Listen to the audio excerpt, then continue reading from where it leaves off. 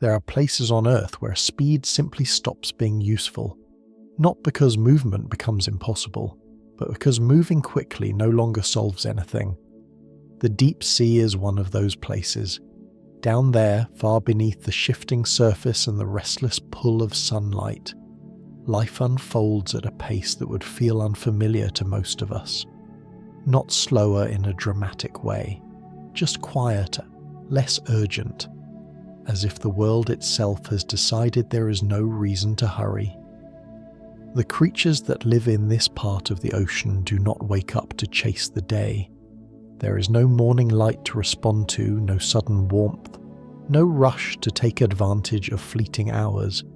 Instead, there is a kind of steady sameness, cold that does not change much, darkness that does not come or go, pressure that is always present, pressing gently and evenly from every direction, leaving no room for surprise. In that environment, speed is not rewarded. Reacting quickly does not bring safety. Racing does not bring success. What matters instead is restraint, efficiency, knowing when not to move. Many deep-sea animals spend large portions of their lives barely changing position at all, not because they are weak or limited, but because remaining still is often the smartest choice available. Movement costs energy, and energy is difficult to replace. Food does not appear often here, and when it does, it rarely arrives in predictable ways. A creature that burns through its reserves chasing every possibility will not last long. A creature that waits, that conserves, that understands the value of doing nothing, often will. Cold plays a quiet but powerful role in shaping this behavior. At great depths, temperatures hover just above freezing. In that cold, chemistry itself slows down. Reactions take longer. Muscles contract more slowly. Digestion becomes a drawn-out process rather than a quick one. For deep-sea creatures, this means their entire internal rhythm stretches. They do not need to eat often because their bodies do not demand much. Their hearts beat slowly. Their movements are unhurried. Their lives expand across time rather than moments. Pressure, too, changes everything, though not in the way it's often imagined. From the outside, pressure sounds violent, crushing, unbearable. But to creatures that evolved within it, pressure is simply the shape of the world. It is constant, evenly distributed, predictable. There are no sudden squeezes or releases, no jolts. In a strange way, that constancy creates stability. Bodies do not have to brace themselves. There is no need for rigid frames or dense bones. Softness works better here. Flexibility, yielding rather than resisting. Darkness completes the picture. Without sunlight, the deep sea is freed from many of the cycles that define life closer to the surface.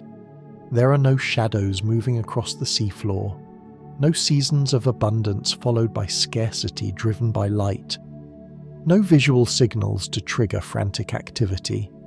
For deep-sea creatures, darkness removes distraction. It simplifies existence. There is no reason to hurry toward a future moment when conditions might improve, because conditions rarely change. Together, cold, pressure, and darkness shape a world where slowness becomes the dominant trait. Not as a compromise, but as an advantage. The animals that survive here are not those that react the fastest, but those that spend the least energy reacting at all. Many predators do not chase their prey, they wait. Many scavengers do not search constantly. They remain still, sensing faint changes in the water, conserving themselves until something worth responding to arrives. This patience is not learned. It is built into their bodies, their chemistry, their nervous systems. A deep sea fish does not feel bored while waiting. Boredom requires stimulation, and stimulation is rare. Instead, there is a kind of biological acceptance. The understanding that nothing is missing, that nothing needs to happen right now. Some deep sea animals may go weeks or months between meals. Their body's designed for it. Their metabolism idles at a low, steady rate, like an engine that never revs high, but also never fully turns off. When food does appear, they eat slowly. Digestion takes time. Energy is stored carefully. Nothing is wasted. In this environment, even danger moves differently. Encounters between predators and prey are often brief, quiet, and surprisingly calm. There is no room for long pursuits, no dramatic struggles. If a predator misses its chance, it often lets the opportunity pass rather than spending precious energy trying again. Survival here is not about domination. It is about balance. The deep sea does not reward excess. Bright colours fade away. Elaborate displays disappear. Noise becomes irrelevant. What remains are creatures that have simplified themselves down to what is necessary.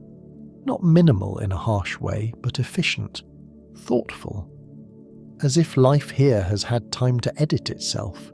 This way of living creates an atmosphere that feels almost peaceful when observed from a distance. Not because nothing ever happens, but because what happens unfolds slowly. Change takes time. Growth takes years. Lives stretch out gently, unbroken by sharp transitions. It is easy to think of slowness as a lack, as something missing. But in the deep sea, slowness is a kind of abundance. It allows creatures to exist without constant decision-making, without perpetual alertness. There is no need to constantly assess threats or opportunities. The environment is stable enough that waiting often works just as well as acting. For animals here, energy is more valuable than time. Time is plentiful. Days and nights blend together. Years pass without noticeable difference. What matters is not how quickly something can be done, but whether it needs to be done at all. This perspective reshapes everything. Growth becomes gradual. Reproduction becomes infrequent. Movement becomes deliberate. Even senses adapt to this rhythm. Many deep-sea creatures are not built to detect fast changes. Their nervous systems respond to slow shifts, faint vibrations, subtle currents. The world speaks quietly here, and they are tuned to listen. Above, at the surface, life often feels like a series of urgent moments stacked on top of each other. Light comes and goes, weather shifts, food appears and disappears, creatures race to take advantage of short windows. Below, urgency dissolves. The deep sea does not ask its inhabitants to keep up. It allows them to simply continue. This does not mean life is easy. Scarcity still exists. Danger still exists. But they are woven into a slower fabric. Threats are rare. Opportunities are rare. And because of that, there is little reason to exhaust oneself reacting to either. Many deep-sea creatures are perfectly content to drift. Some float just above the seafloor, barely moving their fins, letting the water support them. Others rest on soft sediment their bodies, conforming gently to the shape beneath them. Still others hang suspended in the darkness, neither rising nor sinking, balanced in a way that requires almost no effort to maintain. In this world, doing nothing is not laziness. It is wisdom. It is an understanding that survival is not always about action, but about restraint, about knowing when to conserve and when to respond. The deep sea does not celebrate speed. It does not reward constant motion. It favors creatures that can wait without discomfort, that can exist without constant stimulation, that can stretch a small amount of energy across long spans of time. And slowly, as one becomes familiar with this way of life, something else becomes clear. Slowness is not just a physical trait here. It is a philosophy, a way of being shaped by an environment that does not rush, does not demand, does not change its mind. The creatures of the deep sea are not trying to get anywhere. They are already where they need to be. That understanding settles in quietly, like sediment drifting down through dark water, layering itself gently, preparing the ground for everything that comes next. The slow rhythm that defines deep sea life does not exist only in behavior, but is written directly into the bodies of the creatures themselves, shaped carefully over millions of years by an environment where effort is expensive and rest is essential. In the deep, bodies are not built to push against the world but to settle into it.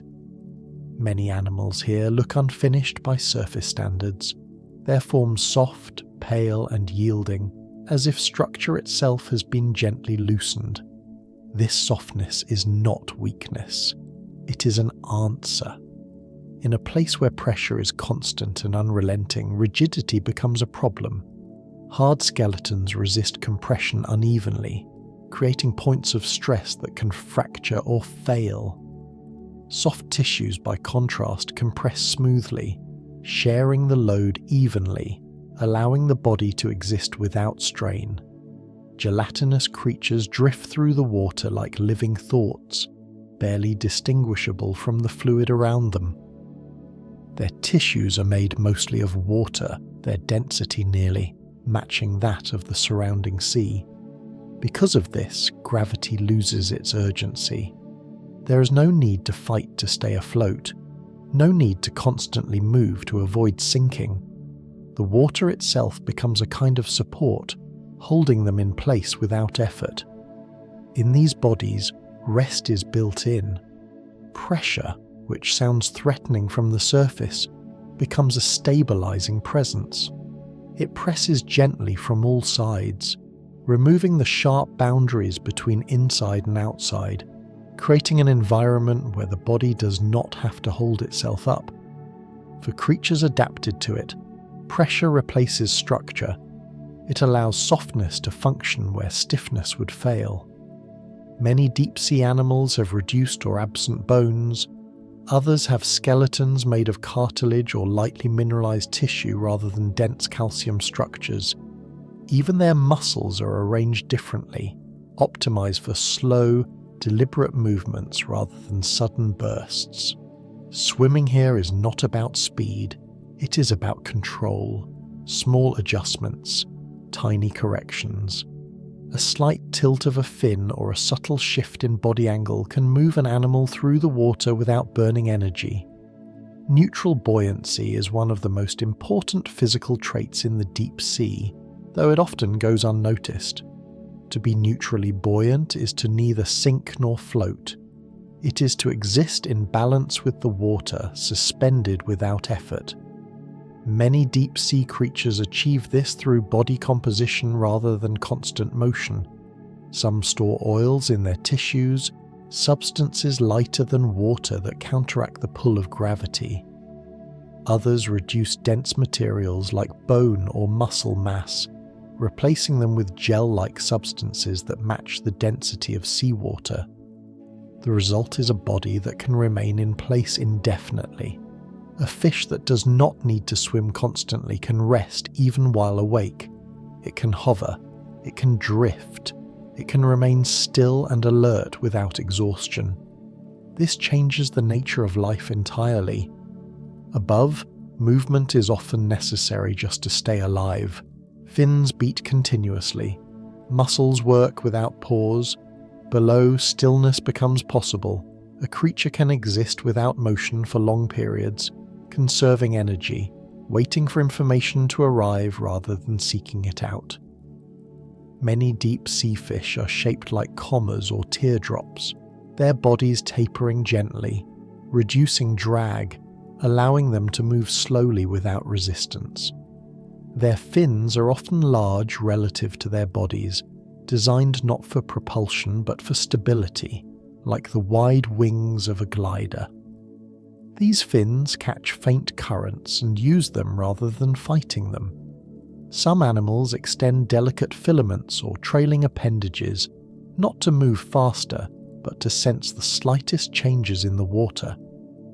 In this world, awareness replaces activity. The body becomes an instrument for listening rather than acting. Gelatinous animals take this even further. Comb jellies, siphonophores, and deep-sea jellyfish are so light and flexible that their presence barely disturbs the water. They pulse, slowly, rhythmically, each contraction measured and efficient. There is no rush. Their movements seem almost ceremonial, as if time itself has slowed around them. These creatures do not need armor because there is little to collide with. The deep is spacious. Encounters are rare. Predators do not crash into prey at high speed. They drift into proximity. The danger here is not impact but depletion. Running out of energy is far more deadly than being struck. Bodies reflect that truth. Everything unnecessary is reduced. Even sensory organs adapt to restfulness. Eyes, when present, are often large but not fast, tuned to detect faint light rather than rapid motion. Other senses take precedence. Pressure-sensitive systems detect vibrations. Chemical receptors read the water slowly, patiently.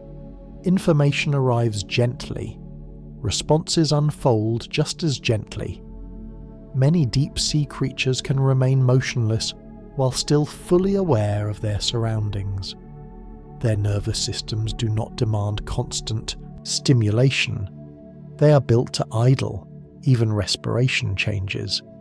Gills are efficient, extracting oxygen slowly but thoroughly. Some animals reduce their breathing rate dramatically, matching the low oxygen availability of deep waters. Others supplement respiration through skin or specialized tissues, spreading the work across the body rather than concentrating it in one place. This distributed design reduces strain. Nothing is overworked. The entire organism rests together. Floating instead of swimming is not just a convenience, it is a survival strategy. Swimming burns calories, floating does not. In an environment where meals may be separated by weeks or months, every calorie matters. Deep-sea creatures are not built to outrun threats or chase rewards. They are built to exist as long as possible between moments of opportunity. Their bodies are savings accounts rather than engines. This is why many of them appear fragile when viewed through human eyes. Their skin is thin, their muscles are soft, their movements lack urgency. But these impressions come from surface assumptions. In the deep, fragility is misleading. A soft body that yields to pressure is far more durable here than a hard one that resists. Durability is measured in endurance, not toughness. There are fish whose bodies would collapse at the surface, unable to support their own weight without the surrounding pressure. At depth, they are perfectly formed. Pressure holds them together. It keeps their tissues aligned. Remove that pressure too quickly, and their biology fails not because it was weak, but because it was specialized. Rest is not something these animals seek. It is something they are built to embody. Their bodies do not switch between activity and rest the way surface animals do. Instead, they exist in a constant low-energy state, ready to respond when necessary, but never overcommitted. This creates a kind of physical calm. There is no tension stored in muscles waiting to be released. No build-up of energy demanding expression. Everything is already settled. Even reproduction reflects this philosophy. Many deep-sea animals produce fewer offspring, investing more in each one, allowing development to proceed slowly. Eggs may drift for long periods before hatching. Larvae grow gradually, matching the pace of their environment. There is no rush to reach adulthood. Time is abundant. Bodies are designed to last. The deep sea does not reward creatures that peak early and burn out. It favours those that can maintain themselves steadily over long spans. Softness allows healing. Gelatinous tissues can regenerate easily. Minor damage does not accumulate the way it might in rigid systems. A tear can close. A lost appendage can regrow. The body absorbs change rather than resisting it. This flexibility extends to internal systems as well. Organs are often loosely arranged, floating within the body cavity, cushioned by fluid. There is no need for tight packing. Pressure keeps everything in place. The body becomes a slow, floating architecture rather than a rigid machine. To exist like this is to be constantly supported by the environment. The water holds the body. Pressure shapes it. Darkness calms it. There is no need to tense against gravity or brace against sudden change. The world presses evenly, predictably, allowing bodies to rest without collapse. When one watches footage of deep sea creatures drifting, hovering, barely moving, it can feel as though they are asleep. But they are not. They're simply not required to be restless. Their bodies do not demand constant work. Their existence does not depend on perpetual effort. Rest is not a break from life. It is life. This physical design creates a subtle emotional effect on the observer. There is something deeply soothing about watching a creature that does not hurry, that does not strain, that seems perfectly content to float where it is. It suggests a different relationship with the world, one where support is assumed rather than fought for, where effort is applied only when necessary, where the body itself understands that stillness is not a failure, but a feature. This understanding does not arrive as a lesson. It emerges gradually, the same way these creatures emerged, shaped quietly by conditions that did not ask them to perform, only to persist. And as attention lingers on these resting bodies suspended in dark water, another realization begins to form, one that goes beyond structure and into how these animals experience time itself. As bodies soften and movement slows, the idea of predation itself begins to change, becoming something quieter and far less dramatic than the surface world has trained us to expect. In the deep sea, predators do not announce themselves with speed or force.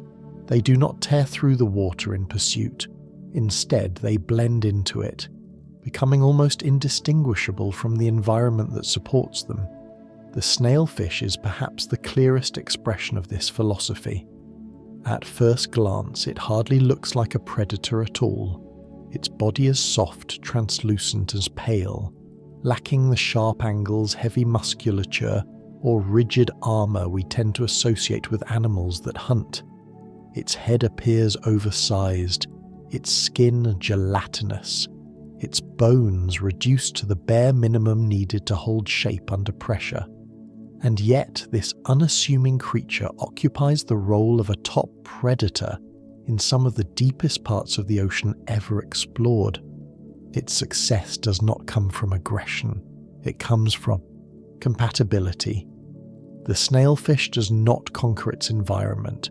It aligns with it so completely that predation becomes an extension of stillness rather than an interruption of it.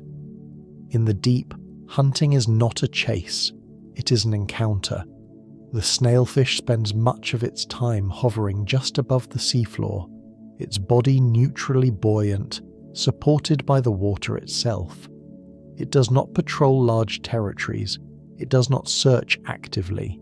Instead, it waits in a state of near motionless awareness, sensing faint vibrations through the sediment, reading chemical traces carried by slow currents. Its prey, often small crustaceans like amphipods, arrive not because they are pursued, but because they are drawn by food that has fallen from above. In the deep sea, meals tend to gather themselves. When organic material drifts down, it becomes a quiet signal, attracting scavengers from across the surrounding darkness. The snailfish does not need to hurry to these events. It positions itself near likely locations and allows the ecosystem to do the work. When prey comes close enough, the movement required to feed is minimal. A subtle adjustment, a gentle opening of the mouth. There is no burst of speed, no violent strike. The energy cost of the interaction remains low. This is crucial in an environment where calories are rare and unpredictable. Every movement must justify itself.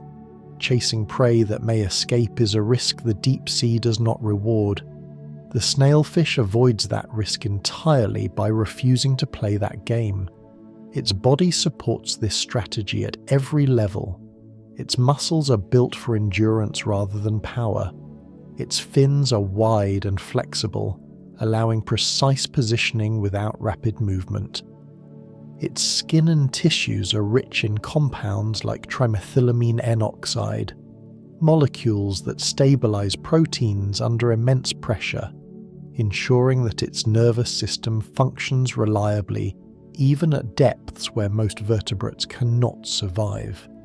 This chemistry allows the snailfish to exist where the rules of biology change, but it also reinforces slowness. Reactions are deliberate. Signals travel steadily rather than explosively. The snailfish does not startle easily. It doesn't need to.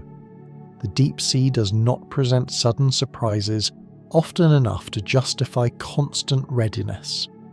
Feeding itself is a patient process. The snailfish does not gorge quickly. It consumes what it needs and then returns to stillness. Digestion unfolds slowly, matching the cold environment. Energy is released gradually, sustaining the fish for long periods between meals. This is predation without urgency, survival without stress. In this world, the most successful predators are not the most aggressive, but the most economical. Waiting is often more effective than hunting. The snailfish exemplifies this by turning the absence of motion into a tool. Its softness allows it to settle close to the seafloor without sinking into the sediment. Its pale coloration blends with the muted tones of the deep, making it difficult to distinguish even when directly illuminated. Prey animals do not see a threat approaching because nothing approaches. The predator is already there. This strategy is not unique to snailfish, though they represent one of its most refined forms. Many deep-sea predators operate on similar principles. They use ambush rather than pursuit, patience rather than speed. Some sit motionless for days at a time, their metabolic rate so low that they lose almost no energy by waiting. Others drift passively until a slight change in the water tells them that something edible has entered their immediate space. In each case, predation becomes a rare event rather than a constant activity. This scarcity shapes behavior. When a meal is not guaranteed tomorrow, it makes little sense to burn energy today. The deep sea enforces this logic gently but consistently. Animals that ignore it do not last long. Those that embrace it settle into a sustainable rhythm. The snailfish also challenges our expectations about dominance. On the surface, predators often define ecosystems through control. They chase, they kill, they shape the behavior of everything around them through fear. In the deep, this dynamic softens. The snailfish does not terrorize its prey. Amphipods and other small animals are not constantly fleeing. Instead, encounters are infrequent and localized. The ecosystem does not revolve around constant avoidance. It revolves around waiting for food to appear. When prey animals gather around a food fall, they accept a certain level of risk. The snailfish is part of that risk, but it does not dominate the scene. It takes what it needs and leaves the rest to continue. This restraint is not ethical. It is practical. Overconsumption would destabilize the system and reduce future opportunities. Evolution favors balance here not as a moral ideal, but as a survival requirement. Even the act of striking prey is subdued. The snailfish does not snap violently, its jaws open and close with controlled precision. The prey is captured not by force but by proximity. This reduces the chance of injury, another important consideration in a place where healing is slow and energy intensive. A wounded predator that cannot feed efficiently is unlikely to recover. Avoiding injury is as important as securing food. The snailfish's soft body also helps here. Without rigid bones protruding or heavy armor to crack, minor impacts or contact with the seafloor cause little damage. Its tissues compress and rebound gently. It is built to endure quiet contact rather than violent collision. Over time, this way of predation reshapes the entire experience of being a hunter. There is no adrenaline-fueled anticipation, no chase-induced stress. The snailfish does not live in a state of constant hunger or urgency. Its life is structured around long periods of calm punctuated by brief moments of action. This pattern mirrors the broader rhythm of the deep sea itself. Nothing happens, often, but when it does, it matters. This approach also reveals something subtle about intelligence in the deep. The snailfish does not need complex planning or rapid decision-making. Its success comes from knowing where to be and when to remain still. Awareness replaces strategy. Sensitivity replaces strength. This does not mean the snailfish is simple. Its nervous system is finely tuned to detect the right information and ignore the rest. It is selective in what it responds to, conserving mental and physical energy alike. In this sense, it is not an aggressive predator, but an attentive one. The energy economics of predation here are precise. Every calorie gained must exceed the calories spent obtaining it. Chasing prey introduces too much uncertainty. Waiting reduces that uncertainty. The snailfish's entire existence is an expression of this calculation, repeated endlessly without conscious thought. Over generations, this has produced a creature that appears almost serene in its role. Watching a snailfish feed does not feel violent, it feels inevitable. The prey arrives, the predator responds, the system continues. There is no excess, no spectacle. This calmness can feel unsettling to those accustomed to dramatic representations of predation. We're used to speed and struggle. The deep sea offers something different. It suggests that survival does not require constant conflict, that taking life, when it happens, can be quiet and measured rather than frantic. That dominance can exist without display. As the snailfish drifts back into stillness after feeding, its body settling once more into the gentle support of the water, it becomes clear that this is not a creature defined by hunger or aggression. It is defined by timing, by the ability to wait without discomfort, by the understanding that in a world where energy is scarce and change is slow, the most powerful move is often to do nothing at all. As predation settles into patience, time itself begins to stretch, losing the sharp edges it holds closer to the surface, becoming something expansive and forgiving rather than something to race against.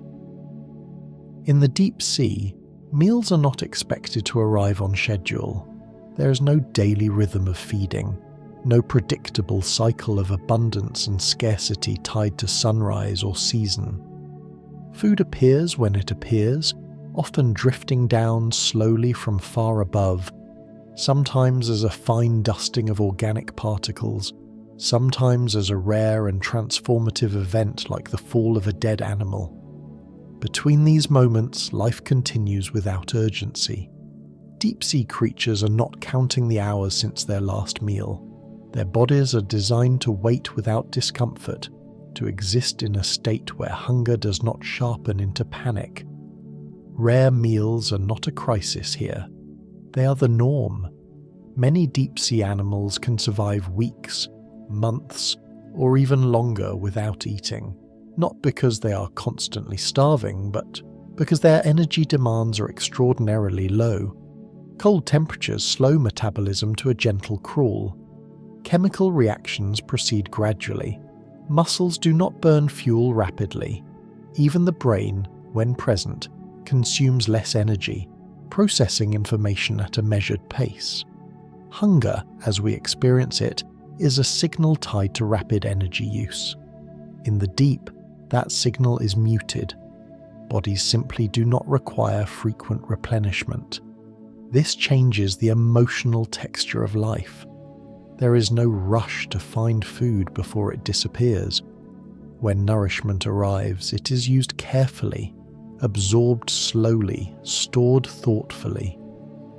The deep sea does not reward creatures that eat quickly and wastefully.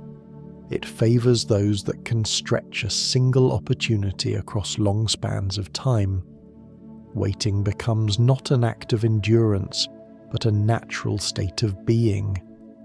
This patience extends beyond feeding into the entire arc of life.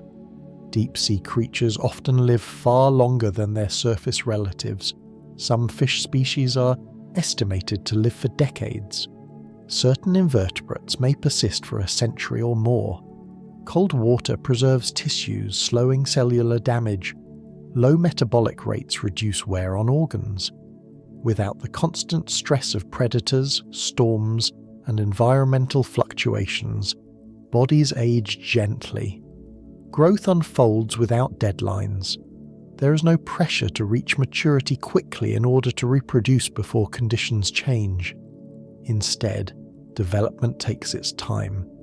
Juveniles grow slowly, their bodies adding mass and complexity over years rather than months.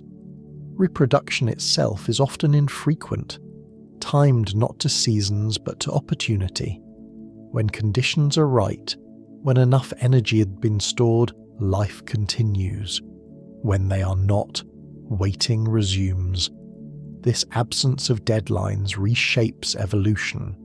Traits that would be disadvantages in a fast-paced environment become strengths here. Slow growth allows structures to form more robustly. Long lifespans mean that even rare reproductive events can sustain a population. A creature does not need to reproduce often if it survives long enough to do so eventually. Time becomes an ally rather than an enemy. One of the most quietly astonishing outcomes of this relationship with time is deep-sea gigantism. In the shallower ocean, many animals remain small, constrained by competition, predation, and the need to reproduce quickly. In the deep, some of these same lineages reappear transformed. Amphipods that resemble tiny beach hoppers near the surface can grow to the size of a human forearm. Isopods related to small pill bugs become broad, armored creatures as large as dinner plates. This increase in size is not driven by aggression or dominance. It emerges naturally from a world where growth is not constantly interrupted. Cold temperatures slow metabolism, but they also slow the processes that signal growth to stop. Without strong selective pressure to mature quickly, organisms simply keep growing. A larger body offers advantages in a place where meals are rare. It allows for greater energy storage. Fat reserves can be built slowly over time, providing security during long periods without food. Size also reduces vulnerability. Predators are fewer and farther between in the deep. Being large does not make an animal conspicuous in darkness, but it does make it harder to consume. This encourages continued growth rather than early reproduction followed by decline. Importantly, these giants are not fast or violent. They do not behave like monsters from imagination. Their movements are slow, their lives are quiet. Size here is not about power. It is about patience made visible. Even among fish, this pattern holds. Some deep-sea species grow steadily throughout their lives, never truly stopping. Each year adds a little more mass, a little more length, until age itself becomes the limiting factor rather than environment. Growth without deadlines produces bodies that feel timeless, as if they belong less to a specific moment and more to the environment itself. Waiting is not a temporary strategy here.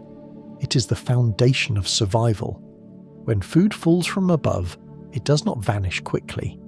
Cold water slows decomposition. Scavengers arrive, feed, and then remain nearby, waiting again. A single whale fall can sustain an ecosystem for decades, nourishing generation after generation of organisms that have learned to live slowly. Even smaller food falls linger. Organic material settles into sediment, becoming part of the seafloor, releasing nutrients gradually. Nothing is rushed. Everything is reused. This slow recycling reinforces patience. There is always time for nourishment to arrive eventually. Deep-sea creatures do not experience the same boom and bust cycles that define surface ecosystems. There are no sudden blooms followed by collapse. Instead, there is a steady trickle of energy moving downward through the water column. Life aligns itself with that trickle, matching its pace rather than trying to accelerate it. Waiting becomes productive. A creature that waits is not inactive. It is conserving, sensing, preparing. Even reproduction reflects this calm economy. Many deep-sea animals produce fewer offspring, but invest more in each one. Eggs may be larger, richer in nutrients, capable of sustaining development over long periods. Larvae drift slowly, sometimes for months, carried by currents before settling. There is no rush to establish territory or compete aggressively. Space is abundant. Encounters are rare. Time stretches wide enough to accommodate slow beginnings. Long lifespans also mean long memories written into populations rather than individuals. Adaptations accumulate gradually. Changes in environment, when they occur, are slow enough to be met with patience rather than panic. The deep sea has been cold, dark, and pressurized for millions of years. It does not demand constant innovation. It rewards consistency. This stability allows life to refine itself quietly, shaving away excess, reinforcing what works, letting everything else fade. The result is a community of organisms that appear almost meditative in their existence. There is no sense of striving, no urgency to become something else. Growth happens because time allows it, not because survival demands speed. Even death here is unhurried. Bodies sink slowly, settle gently, and are incorporated into the ecosystem over years rather than hours. This long view reshapes the meaning of success. A deep-sea creature does not need to accomplish much in a day, or a year, or even a decade. It only needs to persist, to wait well, to use energy wisely when opportunity appears, and to rest without anxiety when it does not. This perspective can feel foreign to surface-dwelling observers, but it carries a quiet logic. In an environment where nothing changes quickly, there is no advantage in rushing. Patience becomes the most reliable skill.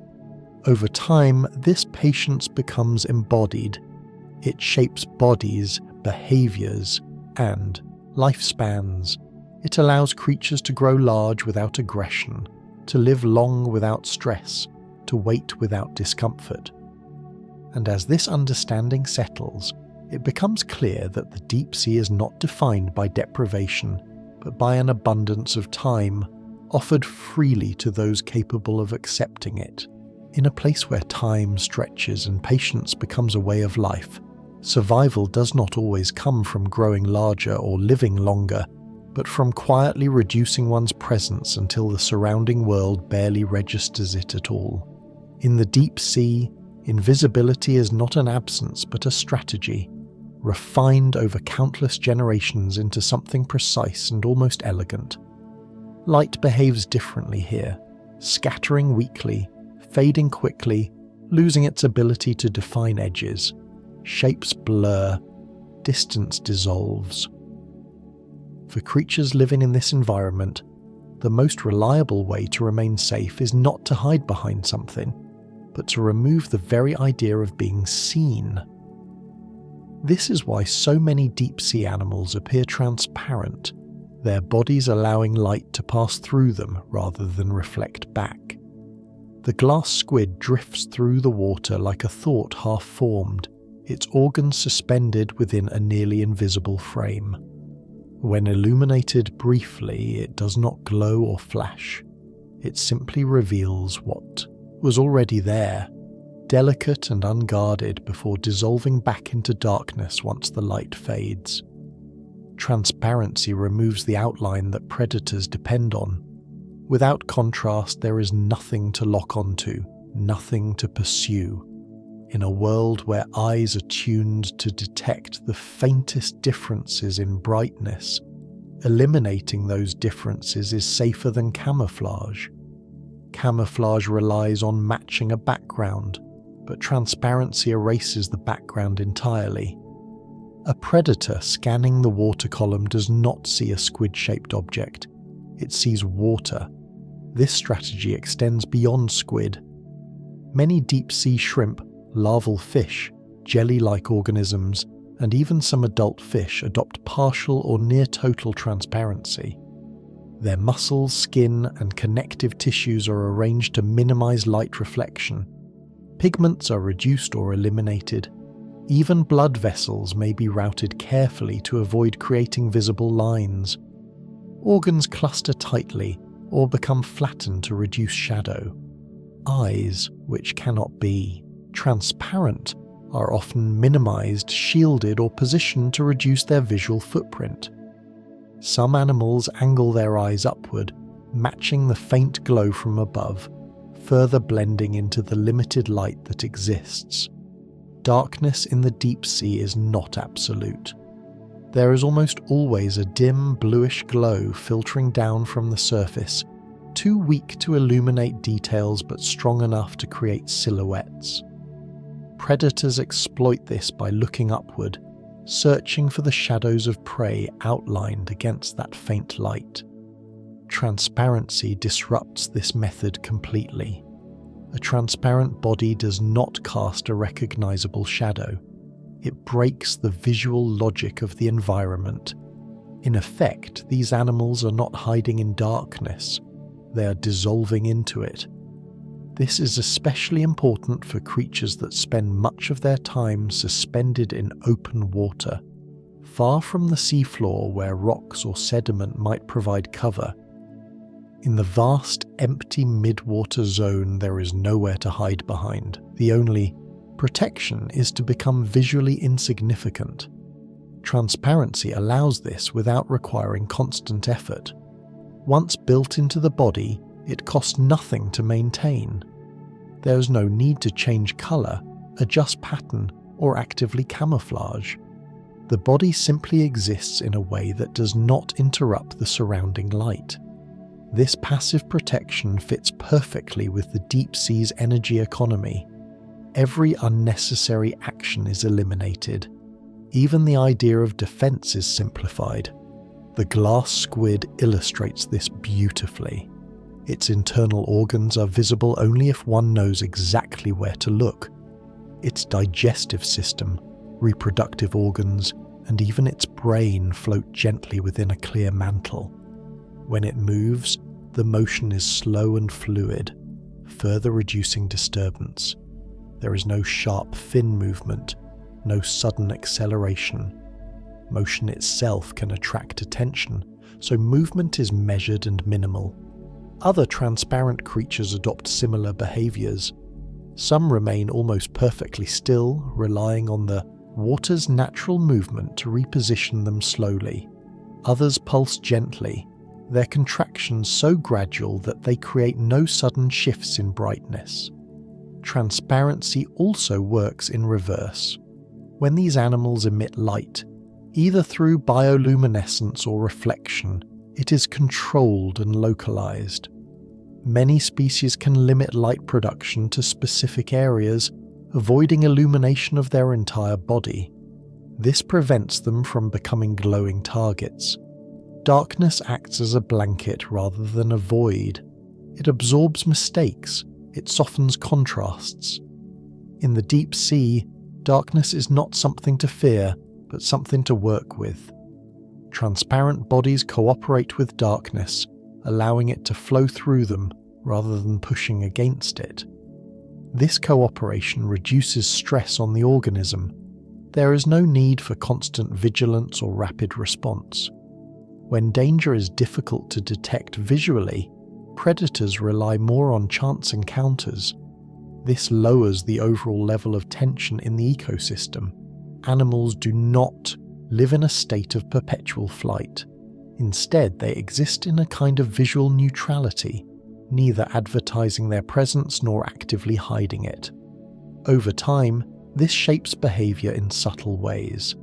Transparent animals often lack aggressive displays or warning signals. There is no reason to intimidate when invisibility is more effective. Even interactions between individuals of the same species are understated.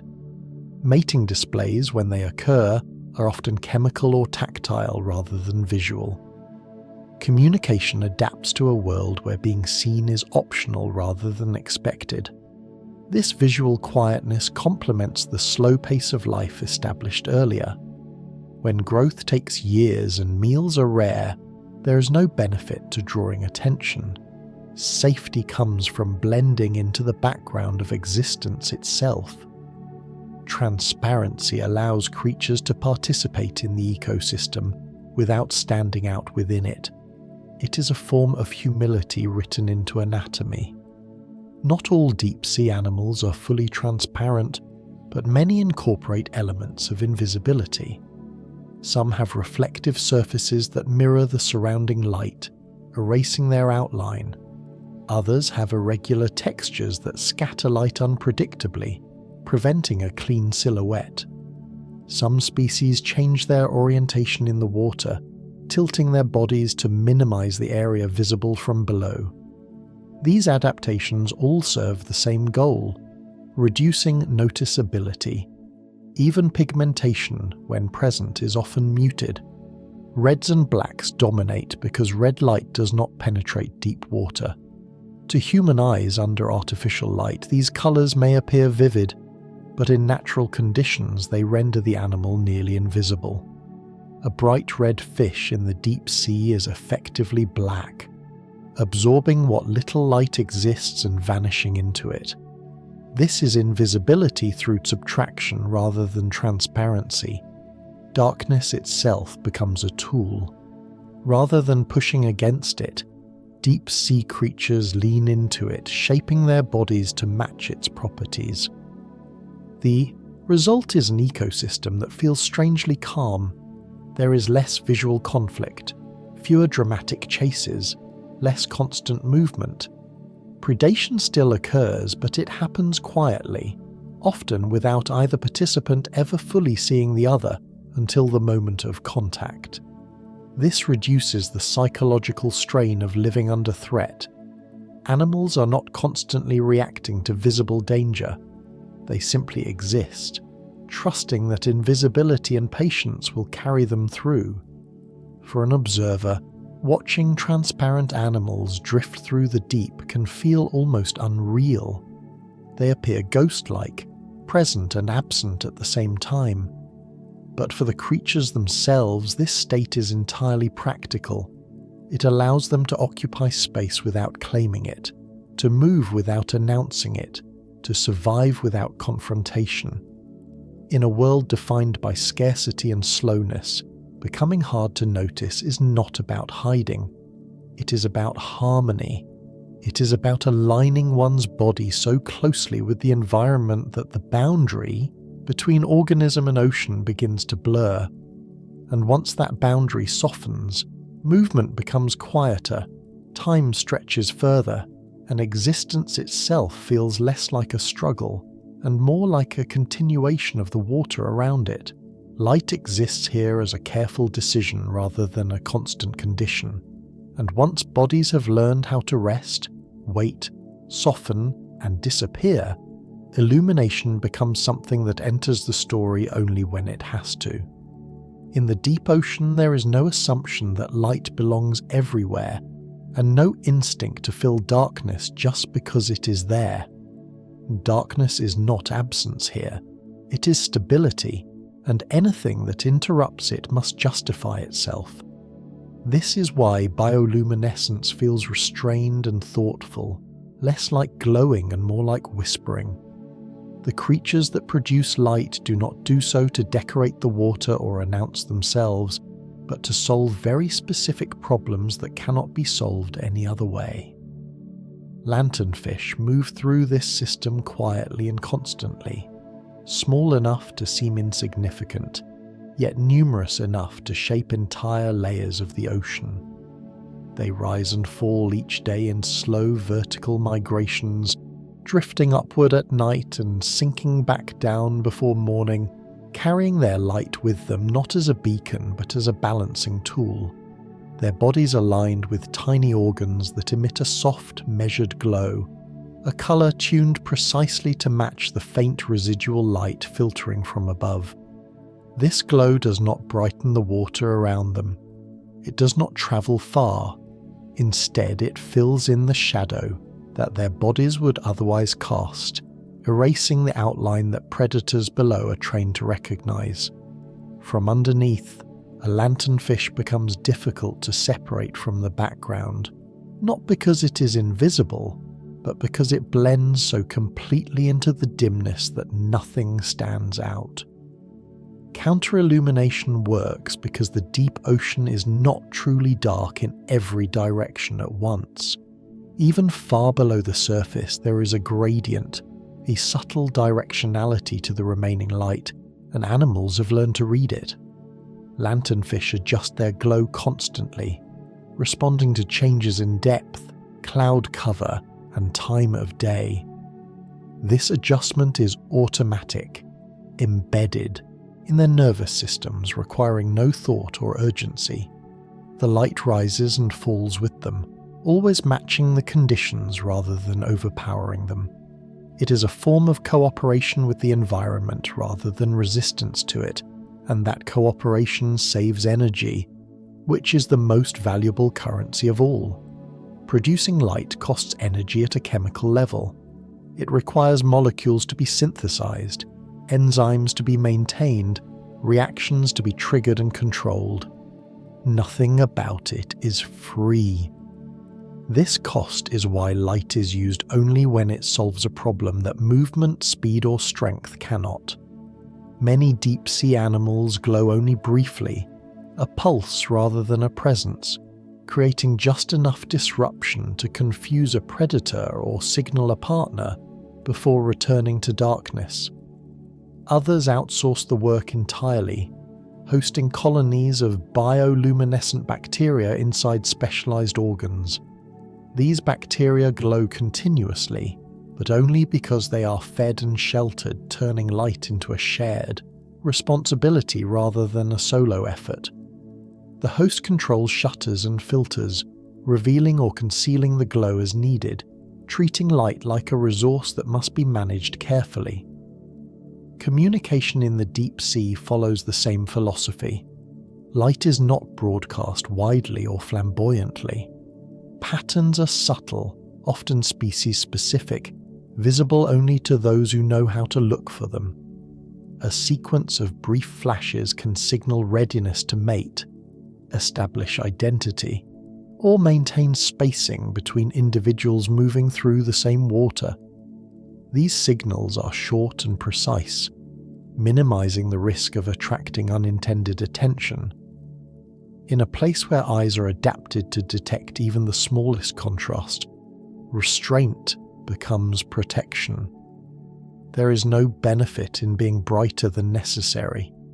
Some creatures have taken this even further, using light not to be seen, but to cancel themselves out entirely. Counter-illumination in squids and shrimp involves arrays of photophores on the underside of the body, each one adjustable, each one tuned to the ambient light above. The animal becomes a moving patch of corrected darkness, a silhouette that never fully forms. This requires constant feedback between eyes, nerves, and light organs, an ongoing conversation inside the body that never stops but never rushes. It is quiet work, and it allows these animals to drift rather than flee, conserving energy while remaining safe. There are also moments when light becomes a tool for feeding, though even then it is used sparingly. Some predators employ small glowing lures, faint points of light that resemble drifting particles or tiny organisms. These lures do not pulse wildly or shine brightly. They hover patiently, allowing curiosity to do the work that speed would normally require. When prey approaches, the interaction is brief and decisive, and the light disappears again. Energy is spent once, not continuously. Even defensive uses of light follow this rule. A sudden flash can startle a predator just long enough to break focus, or a cloud of glowing particles can redirect attention away from the animal itself. These displays are short-lived by necessity. Sustained brightness would only increase danger over time. Darkness is always the preferred state, and light is a temporary exception. This attitude toward illumination reflects a broader truth about deep-sea life. Nothing here exists to impress. Nothing performs without purpose. Traits that would seem extraordinary at the surface become practical responses when resources are limited and conditions are stable. Bioluminescence is not about beauty, even though it appears beautiful to us. It is about precision, timing, and restraint. The chemical reactions that create light are controlled carefully, often occurring only when triggered by specific neural signals or environmental cues. Some species can switch their light on and off instantly, while others modulate intensity gradually, creating a smooth transition rather than a sudden change. These variations reflect different strategies, but they all share the same underlying principle: never spend more than necessary. Light also shapes how deep-sea animals perceive their world. Eyes adapted to bioluminescent environments are often large and sensitive, tuned to specific wavelengths that travel farthest through water. Blue-green light dominates because it penetrates deepest, and many species have visual systems optimized to detect it with remarkable efficiency. Some predators can see wavelengths their prey cannot, creating private channels of information that give them an advantage without increasing visibility. Others rely on contrast rather than brightness, detecting changes in light patterns rather than sources themselves. In this way, bioluminescence becomes part of a larger sensory economy, one that balances detection with discretion. The deep ocean does not reward constant awareness of everything at once. It rewards selective attention, focusing only on what matters in the moment. Light supports this by appearing briefly, meaningfully, and then fading away. There is no constant stimulation here, no visual noise, no clutter. Long stretches of darkness are interrupted only occasionally, and that rarity gives each appearance of light its significance. Over evolutionary time, this has shaped behavior as much as anatomy. Animals respond calmly to illumination because it is expected to be purposeful. A flash means something. A glow has context. Nothing flickers without reason. This predictability allows creatures to remain unhurried even in the presence of potential threats or opportunities. Panic wastes energy. Attention does not. When light appears, it is observed, interpreted, and answered appropriately without excess movement or reaction. This calm relationship with light mirrors the broader rhythm of the deep sea itself. Days and nights still pass, but their influence is softened by depth. Seasonal changes are muted. Events unfold slowly, and adaptations favour consistency over speed. Bioluminescence fits neatly into this rhythm, offering moments of interaction without disrupting the underlying stillness. It allows life to communicate, hunt, and hide while maintaining the overall quiet of the environment. Even the brightest deep-sea displays are dim compared to surface standards, and that dimness is intentional. It preserves the integrity of the darkness rather than replacing it. To understand light in the deep sea is to understand that absence can be functional, that not acting is often the correct choice, and that visibility is something to be controlled rather than sought. Lanternfish and their neighbours do not light up the darkness to conquer it. They shape themselves around it, using light only as much as needed to continue moving gently through a world that does not reward urgency or excess. The result is an environment where illumination feels rare, meaningful, and calm, a place where even light knows how to rest. Food does not arrive here in bursts or seasons the way it does closer to the surface. It arrives quietly, continuously, and without ceremony, drifting downward from worlds that will never know where it ends up. After light has been reduced to brief decisions and darkness resumes its steady hold, nourishment becomes something that no longer needs to be chased, hunted, or actively pursued. Instead, it settles, it falls, it accumulates slowly enough that life learns to wait for it rather than seek it out. This gentle downward movement is known as marine snow, though snow is almost too dramatic a word for something so subtle. It is not a storm or a flurry, but a constant delicate rain of particles made from the leftovers of the surface world. Tiny fragments of dead plankton, microscopic shells, bits of organic debris, discarded mucus, waste products, broken down plant matter, all clumped together into soft flakes that drift through the water column at a pace that barely registers as motion. Some particles take days to reach the seafloor, others take weeks, slowly changing shape as bacteria colonize them and currents pull them sideways. But eventually much of it arrives, settling gently onto bodies and sediment alike. In the deep sea, this falling nourishment replaces forests, fields, and reefs. It is the foundation of everything that eats without moving very far. Many creatures are built specifically to take advantage of this slow delivery system. Sea cucumbers lie stretched along the seafloor, their soft bodies pressed gently into the sediment, feeding by ingesting mud itself and extracting whatever organic material has settled there. They do not hurry. Their feeding structures move at a pace that matches the arrival of marine snow, processing sediment grain by grain, hour after hour, day after day. Brittle stars extend thin arms into the water or across the surface, collecting particles as they land, withdrawing and extending again in a rhythm that looks almost like breathing. Sponges anchor themselves permanently, filtering passing water for nutrients so sparse that they would be meaningless anywhere else. These animals are not waiting for meals in the way surface predators wait. They are living within the meal, surrounded by it, sustained by its constant presence rather than its abundance. The idea of feeding without movement is central here. Energy is not wasted travelling long distances because food comes to you. This changes behaviour at a fundamental level. Muscles are smaller, metabolisms are slower, nervous systems are simplified.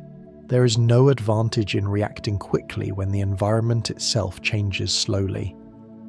Marine snow ensures that while food is never plentiful, it is also never completely absent. This steady trickle allows life to persist without urgency.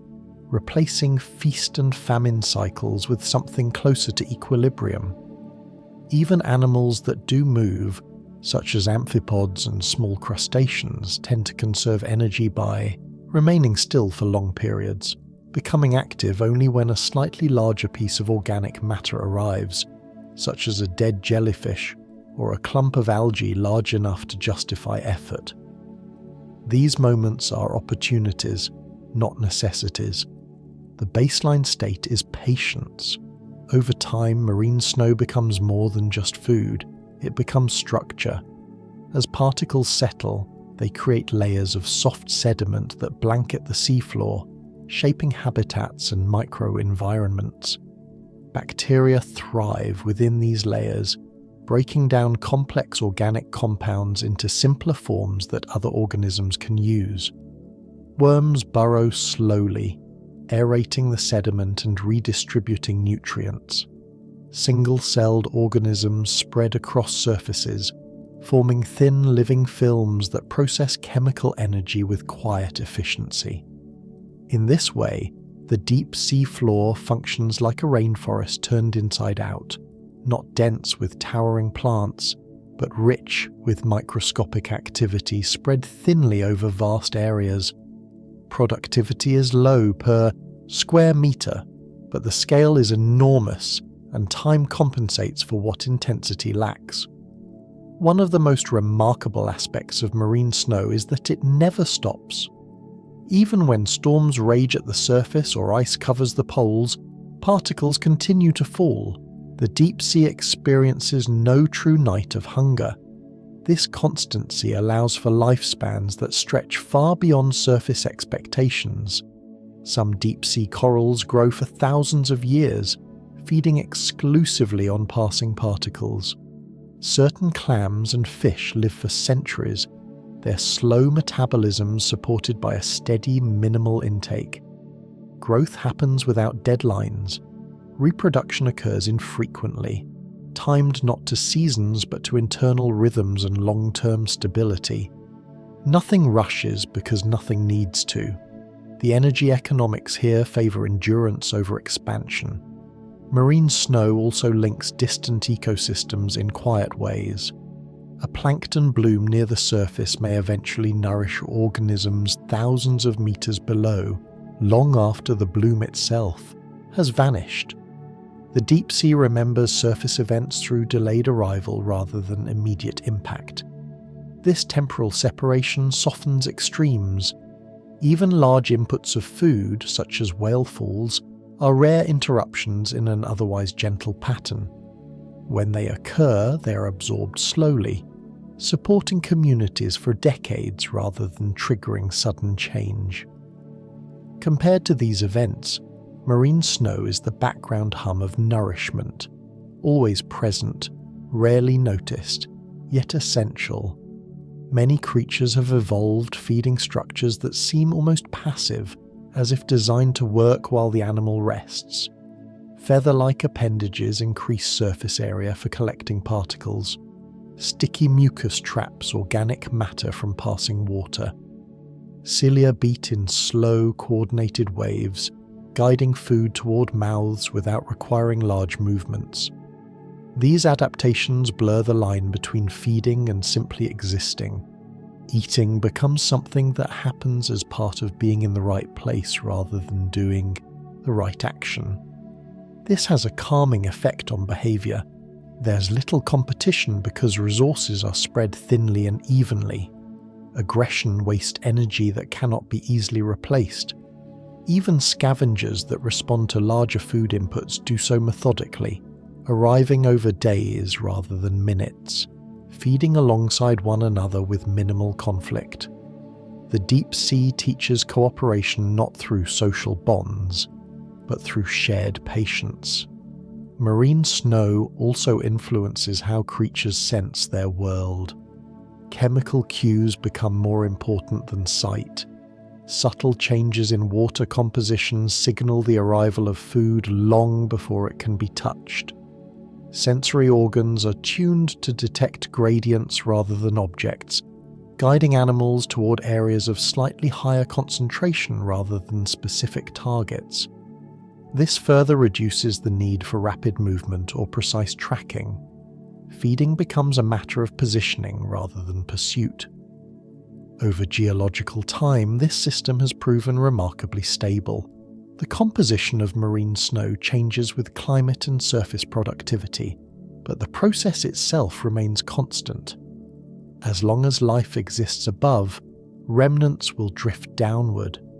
This continuity allows deep-sea ecosystems to persist through mass extinctions and environmental shifts that devastate surface habitats. While forests burn and reefs bleach, the deep continues to receive its gentle rain, altered perhaps in composition but uninterrupted in flow. For the creatures living here, this creates a sense of permanence that shapes everything from body design to behavior. They are not adapted for sudden abundance or catastrophic loss. They are adapted for consistency, feeding without movement, nourishment without urgency, survival without spectacle. In this way, marine snow does more than sustain life. It defines the tempo of the deep sea itself, a slow, steady rhythm that allows creatures to rest, float, and wait, knowing that what they need will eventually arrive, drifting down, through the darkness one quiet particle at a time, down on the seafloor after the last particles of falling nourishment have settled and the water above has returned to its quiet drift. Life continues in a way that feels less like survival and more like routine. This is not a landscape of sudden events or dramatic encounters. It is a neighborhood shaped by repetition, where the same movements occur day after day, often so slowly that change becomes visible only over long stretches of time. The seafloor is not empty or inactive. It is occupied by animals whose lives revolve around simple tasks performed carefully and continuously, turning stillness into productivity without ever raising the pace. Sea cucumbers are among the most familiar residents of this environment, though familiarity does not make them ordinary. They lie stretched across the mud like soft punctuation marks, their bodies pressed gently into sediment that has been accumulating for centuries. Their movement is minimal, often measured in centimeters per day, and yet they're constantly working. With slow, deliberate motions, they draw sediment into their bodies, passing it through long digestive tracts that extract organic material before releasing the remaining grains back onto the seafloor. This process is not hurried. There is no reason for it to be. Marine snow arrives at a pace that matches their feeding, and their metabolism is tuned to that rhythm. Over time, a single sea cucumber can process enormous volumes of sediment, not through effort but through persistence. The mud beneath them is never quite the same after they pass, subtly aerated, redistributed, refreshed. Brittle stars share this space, their central discs anchored to the seafloor, while long, thin arms radiate outward like quiet antennae. They extend these arms into the water or across the sediment, catching particles as they land, then drawing them back toward the mouth in the center. The movement is repetitive and calm, a cycle that repeats without urgency. If disturbed, a brittle star may withdraw briefly, curling its arms inward, but it soon resumes its work, extending again into the same positions it has occupied countless times before. There is comfort in this predictability. The seafloor supports routines rather than strategies, habits rather than plans. Recycling sediment is one of the most important tasks here, though it happens without coordination or awareness. Worms burrow slowly beneath the surface, creating networks of tunnels that allow oxygen to penetrate deeper layers of mud. This oxygen supports bacteria that break down organic matter into forms other organisms can use. Microbes coat sediment grains in thin films, processing chemicals with quiet efficiency. Small crustaceans crawl across the surface, stirring particles just enough to prevent stagnation. Each movement is small, but together they maintain a living system that renews itself continuously. Nothing dramatic is required. The work gets done because it never stops. Slow movement across mud defines daily life for many of these creatures. A sea cucumber's progress is almost imperceptible, yet over weeks and months it traces a path across the sea floor, leaving behind subtle changes in texture and composition. A brittle star may shift its position slightly to take advantage of a new current or a slightly richer patch of sediment, then remain there for long periods, repeating the same feeding motions over and over. These animals do not roam widely. They do not explore for novelty. The seafloor provides what they need, and familiarity reduces risk. Knowing the immediate surroundings matters more than discovering new ones. Even creatures that appear mobile, like certain sea urchins or slow-moving snails, follow predictable routes, grazing across the same areas repeatedly, wearing faint trails into the sediment that only become visible over long spans of time. Routine replaces drama as the organizing principle of life. There are no daily crises here, no sudden shortages that force rapid decisions. The environment changes slowly enough that adaptation happens over generations rather than moments. This allows behavior to simplify. There's little need for complex social interactions or competitive displays. Encounters between individuals are usually brief and uneventful. Two sea cucumbers may cross paths without acknowledging one another. Brittle stars overlap arms without conflict. Space is abundant, and resources are evenly distributed enough to reduce competition. Aggression would only waste energy that cannot be easily replaced. Even predators that visit the seafloor, such as certain fish or octopuses, do so methodically, moving slowly, investigating carefully, then leaving without disrupting the overall calm. The seafloor itself feels lived in rather than wild, shaped by countless small actions repeated over immense periods of time. Sediment grains have been moved, ingested, expelled, and moved again so many times that the surface becomes a record of patience rather than activity. This sense of continuity gives the deep sea floor a unique character. It is not static, but its changes are subtle, accumulating gradually rather than appearing suddenly. This influences how creatures respond to their world. There is little need for vigilance. Threats are rare, and when they occur, they tend to be slow-moving and predictable. Many animals can afford to remain relaxed, responding only when necessary. Nervous systems reflect this. Reactions are measured. Movements are economical. There is no constant state of alert.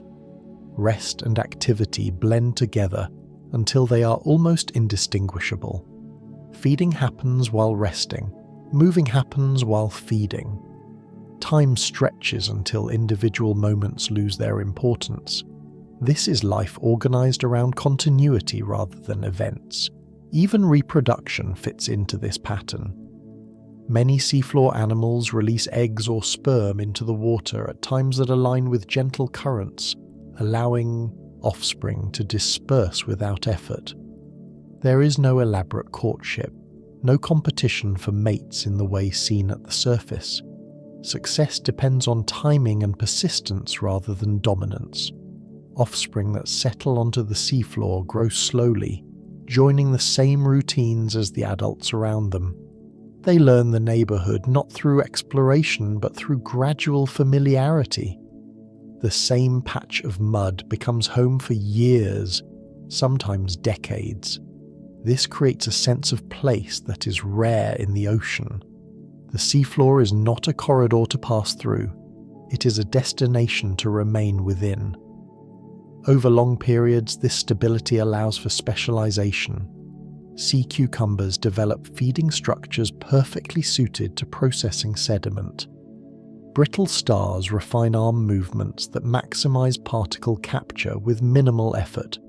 Sponges grow shapes that optimize water flow, filtering nutrients continuously without moving at all. Each species occupies its role without overlap or conflict because the system has had time to settle into balance. There is no pressure to innovate quickly. Traits that work are kept, traits that do not fade away quietly. The result is an ecosystem that feels complete, not because it is complex, but because it is consistent. For an observer, watching footage of the deep sea floor can feel almost meditative. Movements are slow, interactions are minimal, nothing demands attention urgently.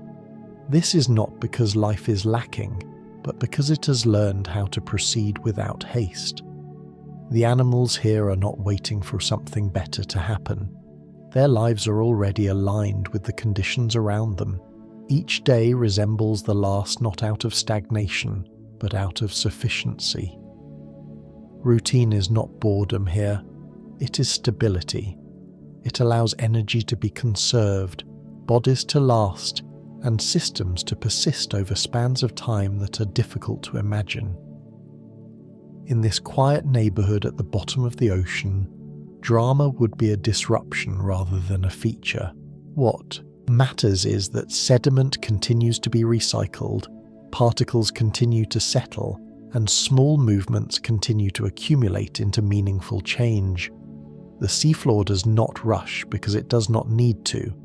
It functions because everything knows its place and repeats its role patiently, creating a living landscape defined not by excitement, but by endurance. Life on the seafloor already moves slowly enough that the idea of complexity begins to lose its usual meaning, and once routines have replaced urgency and neighborhoods have formed without planning, something even quieter becomes visible, something that challenges the basic assumptions about what life needs in order to matter. Scattered across the deep ocean floor are structures that look, at first glance, like discarded debris, fragile lattices of sediment and shell fragments resting on the mud without any obvious purpose. They do not crawl, they do not feed in visible motions, and they do not behave like animals at all. And yet each of these structures is alive, not as a colony or a plant or a cooperative network, but as a single cell, stretched to a size that seems impossible when compared to the microscopic scale we usually associate with cellular life. Xenophyophores are among the largest single-celled organisms ever discovered, some growing wider than a dinner plate, others forming branching shapes that spread across the seafloor like slow, silent architecture. They do not move from place to place, and they do not compete for territory. They simply exist where conditions allow them to exist, building themselves gradually out of whatever the deep sea provides. A xenophyophore is technically a protist, a category of life that includes many microscopic organisms, but here that definition begins to feel inadequate. These cells are enormous by any cellular standard, yet they retain a simplicity that multicellular organisms lost long ago. There are no specialized tissues, no organs, no nervous systems coordinating action. Instead, the entire organism functions as one continuous living unit, its internal processes distributed across a vast, delicate structure.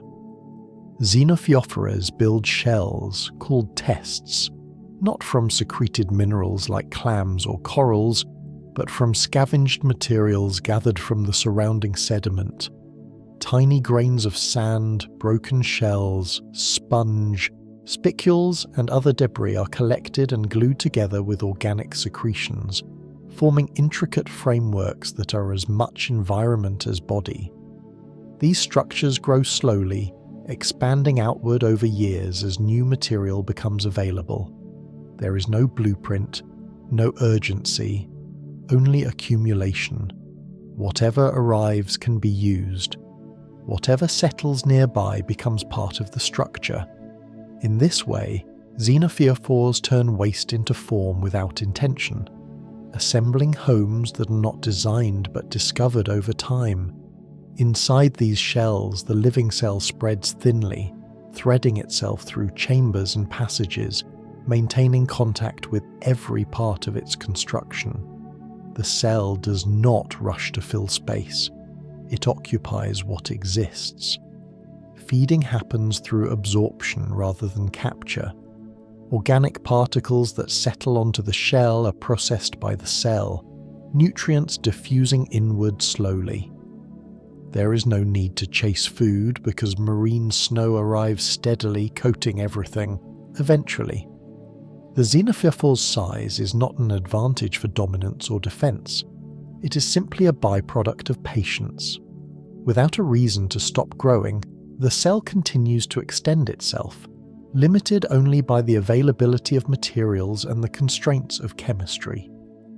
What makes xenophyophores especially remarkable is not just their size, but what happens around them. Their shells create structure in an environment that is otherwise relatively flat and uniform.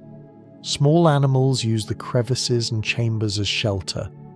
Worms, crustaceans, and tiny brittle stars take refuge among the debris, finding protection from currents and predators. Bacteria colonize surfaces, forming thin living layers that process nutrients and support additional life.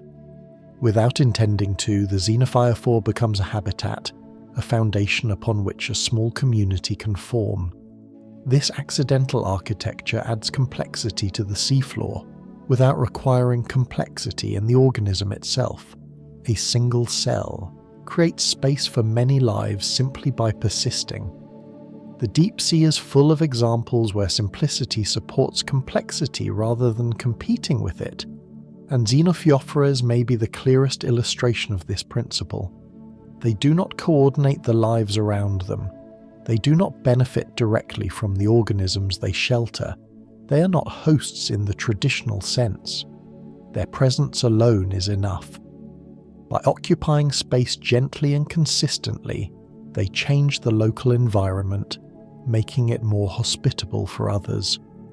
Over time, areas with abundant xenophyophores tend to support greater biodiversity than surrounding sediment, not because of active interaction, but because structure allows life to settle.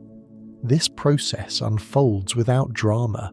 No sudden bloom announces the arrival of a xenophyophore. No collapse follows its death.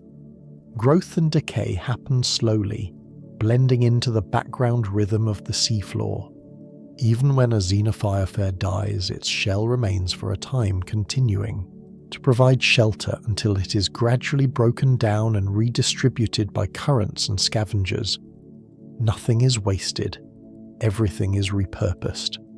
The existence of such large, single-celled organisms challenges the assumption that complexity must arise from specialization. Here, complexity emerges from endurance. A cell that does not divide quickly, that does not differentiate into parts, can still shape its environment profoundly simply by remaining in place long enough. The deep sea allows this because it does not demand rapid response. Threats are rare, conditions are stable, and time is abundant. In this context, being simple is not a disadvantage, it is a strategy. Xenophyophores do not need to repair complex systems because they do not have them. Their internal processes are distributed and redundant, allowing damage to be absorbed without catastrophic failure. If part of the shell breaks, the cell continues elsewhere. If sediment shifts, the structure adapts gradually. This resilience comes not from strength, but from flexibility and patience. Observing xenophyophores through submersible footage often produces a quiet sense of disbelief. They do not fit neatly into familiar categories. They're too large to be microbes, too simple to be animals, too passive to be builders. Yet they perform all these roles simultaneously. They remind us that life does not always scale upward in the ways we expect. Sometimes it scales outward instead, spreading thinly across space rather than stacking layers of function.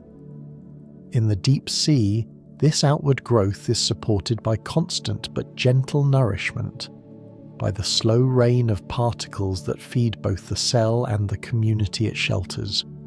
There is no rush to reach an endpoint because there is no endpoint to reach. Growth continues until conditions change, and when they do, the system adjusts without resistance. Xenophyophores do not dominate the seafloor, but they leave a quiet mark upon it, altering flow patterns, trapping sediment, and creating microhabitats that would not exist otherwise.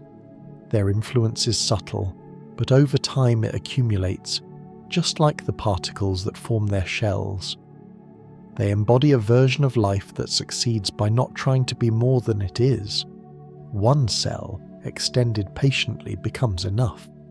In an environment where speed, intelligence, and strength offer limited advantage, persistence becomes the most powerful trait of all. And so, spread across the quiet seafloor, these giant single cells continue to build without intention, support without awareness, and endure without urgency, reinforcing the deep sea's lesson that complexity does not always require effort, and that sometimes the most extraordinary forms of life arise simply by staying present long enough for the world to gather around them. Sometimes the deep sea receives more than a dusting of nourishment, more than the gentle, endless fall of particles that normally sustain it. And when that happens, the response is not panic or frenzy, but a gradual unfolding of activity that can last for decades. A whale fall begins quietly, long before it reaches the bottom, when a whale dies near the surface and its immense body starts a slow descent through the water column.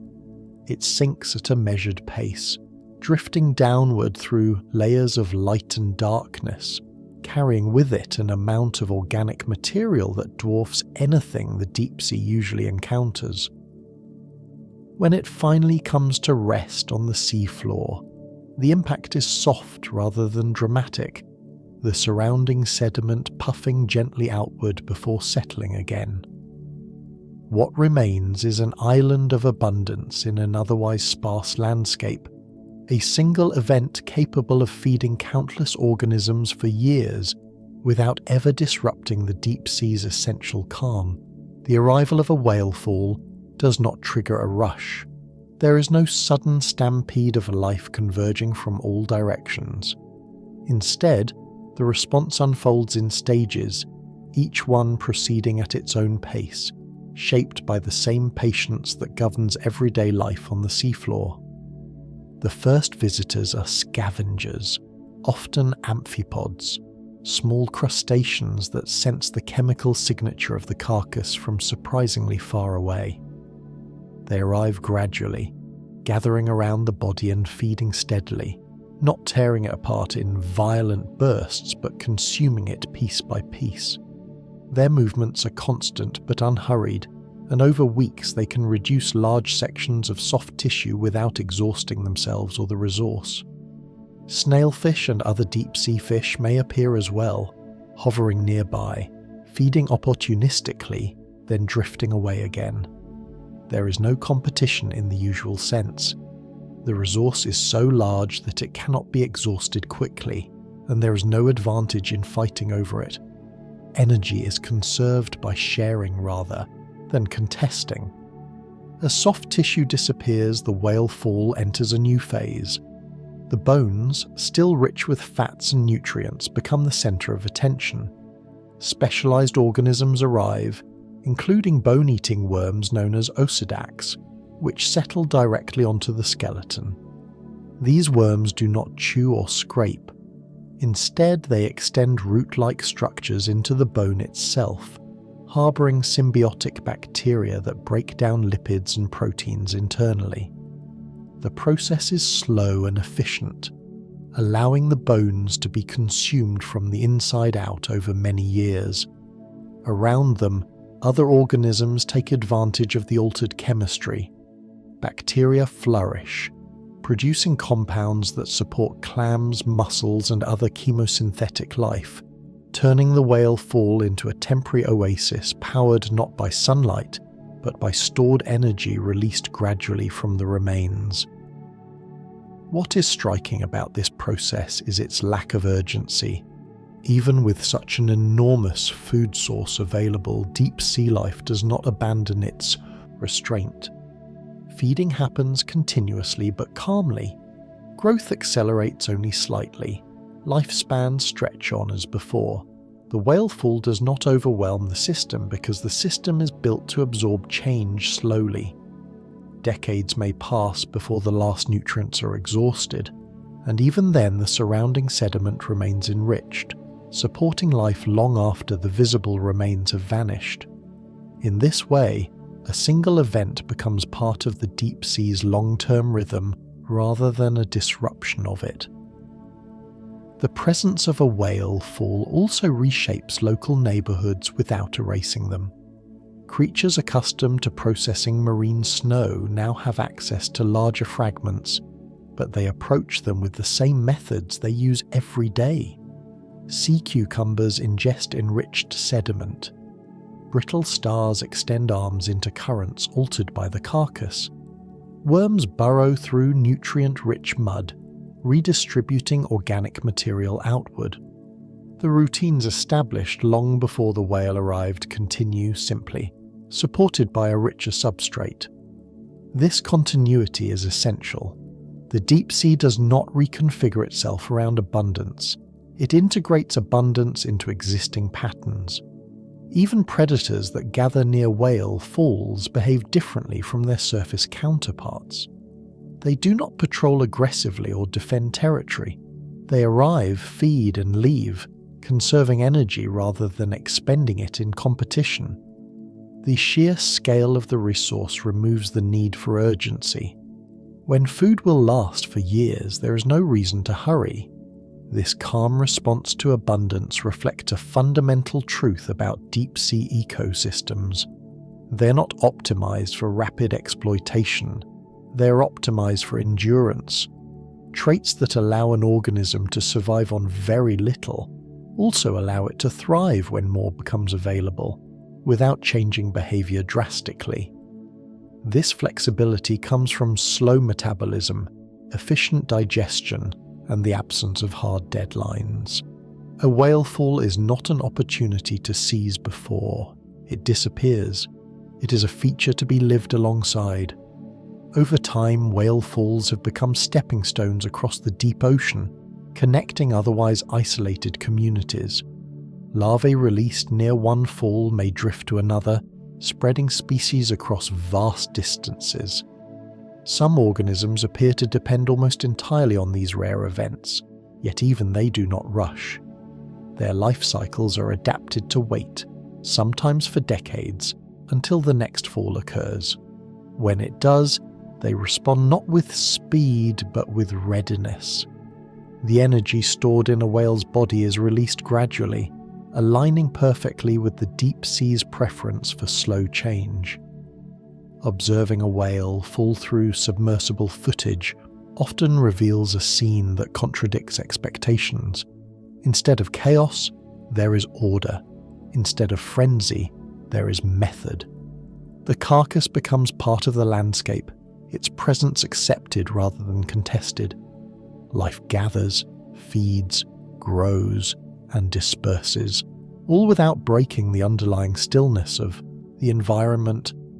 Even the eventual disappearance of the whale's remains happens quietly, bones dissolving into sediment, nutrients diffusing outward, structures collapsing gently rather than violently.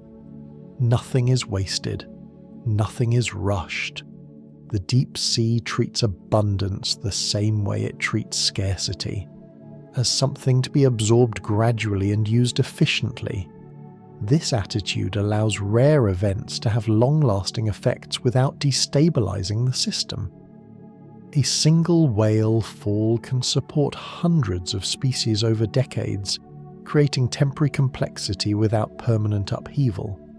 It becomes a memory written into the seafloor, detectable long after the original form is gone. In this way, whale falls mirror the deep sea's broader philosophy. Whether nourishment arrives as a fine dust or as a massive gift, the response remains measured. Energy is never squandered. Behavior never accelerates beyond what can be sustained. Life continues at the same gentle pace, confident that time is available and patience will be rewarded. Conflict is surprisingly uncommon in the deep sea, not because danger is absent, but because the cost of aggression is almost always higher than its reward. After abundance has arrived and been absorbed calmly, after nourishment has been stretched across years instead of minutes, the logic governing behavior becomes clearer. Energy is the limiting factor here, not territory, not dominance, not speed. Every movement has a cost that cannot be easily recovered, and every injury carries consequences that may last a lifetime. In such an environment, confrontation becomes an inefficient strategy, one that evolution steadily discourages in favor of quieter solutions. This is why the deep sea feels psychologically different from most ecosystems. There is tension, but very little hostility. There is risk, but rarely conflict.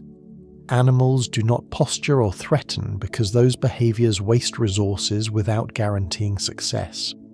Aggression demands muscle, rapid response, heightened metabolism, and often results in damage even for the victor. In the deep, winning a fight can be almost as dangerous as losing one. Healing is slow in cold water. Regenerating tissue takes time and energy. A torn fin or damaged feeding appendage can reduce efficiency for months or years, and reduced efficiency can mean starvation. Because of this, deep-sea creatures tend to resolve encounters before they escalate. Avoidance replaces confrontation as the primary behavioral tool. When two animals approach one another, the most common outcome is not a clash, but a subtle adjustment in position. One drifts slightly upward, another settles closer to the sediment. Space is abundant enough that retreat is almost always an option, and choosing it carries no stigma or disadvantage. There are no crowds pressing animals together. Encounters are infrequent to begin with, and when they occur, there is usually room to separate without loss. This abundance of space reduces competition at its root. Even when resources are limited, they're spread thinly and widely rather than concentrated in defendable patches. Marine snow falls everywhere. Sediment is enriched gradually over large areas. Whale falls, though localized, last long enough that there is no need to fight for immediate access. Time itself becomes a buffer against conflict. If a resource will still be available tomorrow, next year, or a decade from now, urgency dissolves. Without urgency, aggression loses its purpose. Predators reflect this mindset as well. Deep-sea predators rarely chase prey over long distances. Pursuit burns energy and increases the chance of injury. Instead, predators rely on ambush, patience, or simple proximity, allowing food to come close rather than forcing the encounter. This reduces the number of failed attempts, conserving energy and lowering stress. Even when multiple predators are present near the same food source, they often feed sequentially or at different parts of the resource, avoiding direct competition. There's no benefit in driving another animal away when the meal cannot be consumed quickly anyway. The deep sea rewards tolerance because tolerance is cheaper than dominance. Low competition environments also shape social behavior, or rather the lack of it. Many deep-sea animals are solitary, not because they are hostile, but because there is no strong advantage to grouping. Schooling, herding, and pack behavior all require coordination, communication, and constant adjustment. which increase energy demands. In an environment where food is sparse and movement is costly, these behaviors offer limited benefit. Solitary existence reduces the need to negotiate space or resources with others. When animals do aggregate, it is usually temporarily and passively, as around a whale fall or an area of enriched sediment. These gatherings lack the hierarchy and conflict often seen in surface-feeding frenzies. Individuals come and go without challenge. The absence of aggressive competition creates a sense of coexistence that feels almost deliberate, though it is simply the natural outcome of energy economics. Space plays a crucial role in this dynamic. The deep ocean is vast beyond easy comprehension, and its inhabitants occupy it sparsely. Territories, when they exist at all, are loosely defined. There are no sharp boundaries to defend. A sponge anchored to the seafloor does not need to push others away because water flows around it continuously, bringing nutrients regardless of who else is nearby. A sea cucumber does not need to claim a feeding ground because sediment everywhere contains something to eat. Even burrowing animals rarely interfere with one another, their tunnels crossing without conflict because the sediment is deep and forgiving. This spatial generosity allows multiple species to overlap without pressure, each occupying slightly different niches or simply tolerating one another's presence. Coexistence emerges not from cooperation but from indifference. Animals are not invested in controlling their neighbours because control is expensive and unnecessary. This indifference extends to sensory awareness. Many deep-sea creatures have limited vision or rely more on chemical and mechanical cues than on sight. They do not constantly monitor their surroundings for rivals or threats. This reduces stress and reactive behaviour. When another animal is detected, it is often at close range, and the response is typically slow and measured rather than explosive. There is time to assess, to drift away, to settle into a new position. Sudden confrontations are rare because the environment itself dampens suddenness. Cold water slows reactions. Darkness limits long-distance detection. Distance itself reduces encounter rates. All of these factors combine to create a psychological landscape that feels calm even when life and death processes are unfolding. Conflict does occur in the deep sea, but it is usually brief, localized, and resolved quickly. Predation is not a conflict in the social sense. It is an interaction with a clear outcome and little collateral damage. Outside of feeding, animals have few reasons to engage aggressively. Mating interactions are often subtle and short-lived. Defensive behaviours rely more on concealment or deterrence than on attack. Even territorial disputes, when they arise, tend to be settled through positioning rather than combat. A slightly raised posture, a gentle nudge, or a simple withdrawal is enough to re-establish distance. These low-intensity interactions conserve energy for what matters most: persistence. Over long timescales, this reduction in conflict shapes the character of deep-sea ecosystems. Populations remain stable not because competition drives the weakest out, but because survival strategies minimize unnecessary loss. Life here is not about outcompeting neighbours. It is about fitting into a system that changes slowly and rewards consistency. This creates an environment that feels psychologically relieving, even to human observers. Watching deep-sea footage, there is rarely a sense of impending clash or chaotic movement.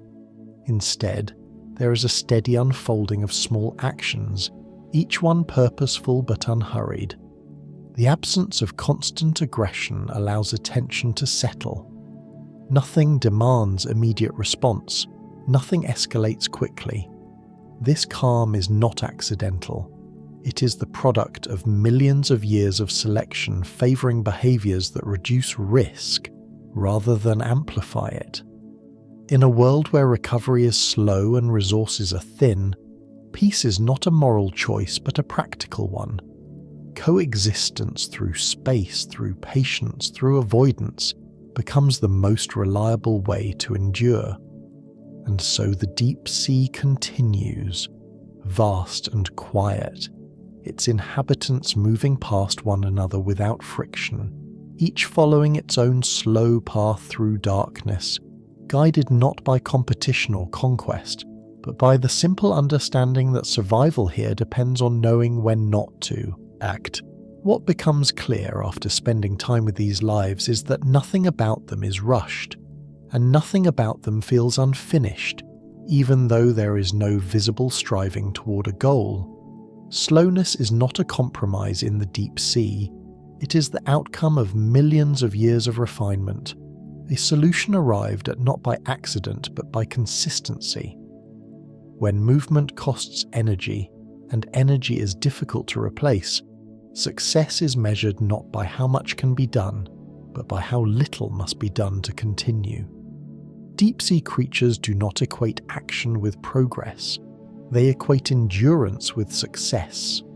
A snailfish that waits rather than chases, a sea cucumber that processes sediment grain by grain, a xenophyophore that grows by simply remaining present long enough for particles to gather, all demonstrate the same principle in different forms. Doing less is not avoidance, it is efficiency. The deep sea strips life down to its essentials and keeps only what works over time. There is no reward here for urgency, no advantage to speed unless it can be sustained without cost. As a result, rest becomes indistinguishable from activity. Feeding happens slowly enough that it resembles stillness. Movement happens gradually enough that it resembles rest. The boundary between effort and ease dissolves, replaced by a steady rhythm that does not spike or crash. This rhythm allows bodies to last. It allows systems to remain stable. It allows life to continue without burning itself out. In this environment, rest is not something taken after work is finished. It is the condition in which work occurs. A brittle star resting on the seafloor with its arms extended is both resting and feeding. A sponge filtering water is both active and still. A lanternfish maintaining counter-illumination is conserving energy even as it adjusts continuously. These animals do not oscillate between tension and release. They remain within a narrow range of expenditure that can be maintained indefinitely. This is why conflict is rare, why aggression fades away, why coexistence becomes the default. When survival depends on lasting rather than winning, confrontation loses its appeal. Avoidance, patience, and tolerance become the most reliable strategies. Space is used generously rather than defended. Resources are integrated into routines rather than seized.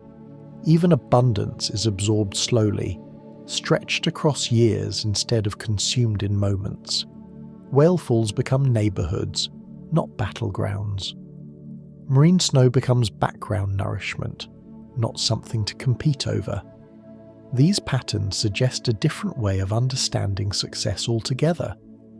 At the surface, success is often framed as growth without limit, expansion, acceleration, constant improvement.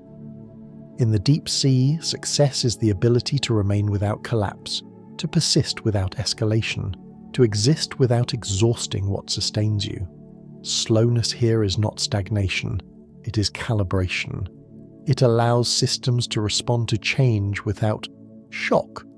It allows individuals to recover from disturbance without crisis.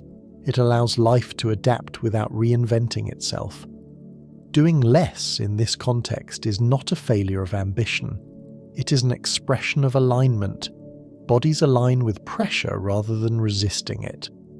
Metabolisms align with cold rather than fighting it. Behavior aligns with scarcity rather than denying it. Over time, this alignment produces creatures that seem almost peaceful in their existence, not because danger is absent, but because danger is not exaggerated by unnecessary response. The deep sea does not eliminate risk, it minimizes reaction. This creates a psychological landscape that feels calm, even when viewed from the outside. Watching these animals, there is a sense that nothing is being demanded of them beyond what they are already capable of giving. They are not late, they are not behind, they are not rushing toward a future that must arrive quickly. They are present in a way that does not strain against time. Rest in this sense becomes a strategy rather than a pause. It allows energy to accumulate slowly. It allows awareness without anxiety. It allows the body to remain responsive without being tense. The deep sea shows that rest is not the opposite of productivity, but one of its most stable forms. Systems that rest well do not need to recover often. Lives that rest continuously do not experience burnout. Even death is integrated gently, becoming nourishment for others without abrupt loss. Nothing here ends suddenly. Everything transitions. This perspective can feel unfamiliar, especially in a world that equates value with output and speed. But the deep sea offers an alternative measure, one based on longevity, balance, and sufficiency. It suggests that there is wisdom in matching effort to necessity rather than to expectation, that there is resilience in choosing the sustainable pace over the impressive one, that there is relief in realizing that not every moment needs to be filled, not every opportunity needs to be taken, not every signal needs to be answered immediately. The deep sea continues without observation, without approval, without interruption.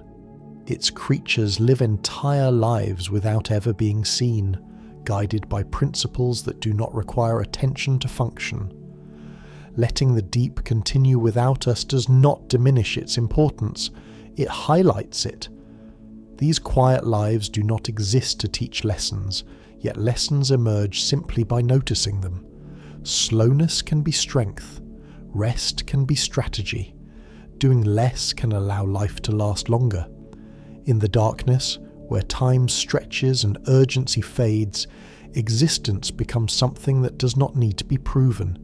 It simply unfolds, steady and sufficient, carrying on whether or not it is watched, inviting the same calm in anyone willing to slow down enough to notice. Sleep well.